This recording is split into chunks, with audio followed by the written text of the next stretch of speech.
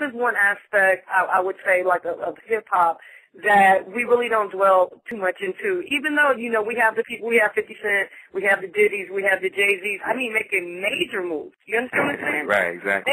Major moves. And yet, really, to be honest with you, up until you know what I'm saying, I have not had these discussions with anyone. Well, and me neither. So, I mean, I'm like hugging you through the phone because it's a bunch of us out there that don't know about each other, and we have been kind of not able to fit into the culture or the industry in a prominent way, but this is our time. I'll say this to you as well. I have a lot of respect and admiration for Jay-Z, a lot of respect and admiration for 50 Cent in their own way. But I think a lot of the hip-hop artists do the young people and us and the culture a disservice when they don't tell the whole story of why they are successful. Right. So to continue to glorify a certain part of our experience is fine. But as you grow... Oh, my God. Now I'm hugging you through the phone. Well, now, look, let me give you an example. Because 50 Cent now has written a book.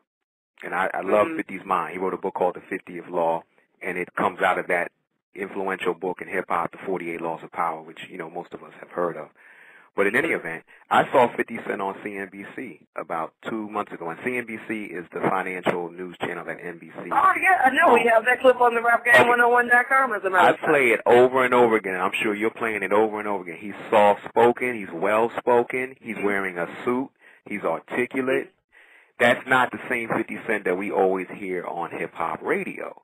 So if you're a young person, you don't watch CNBC. I mean, only people like us watch it. You know what I mean? It's only like about 20 of us that are watching Bloomberg, Fox Business Channel, and CNBC.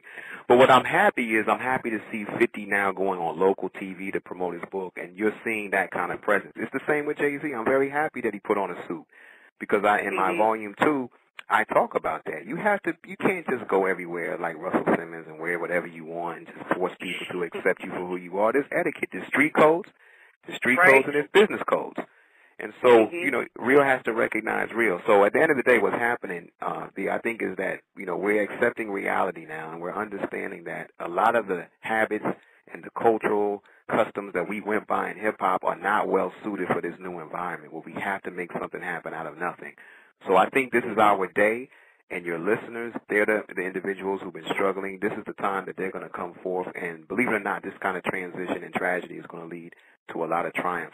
I'll close my point on that. Oh, man, I definitely feel it. You feel that too, right? Well, let me just say this for evidence. I feel it.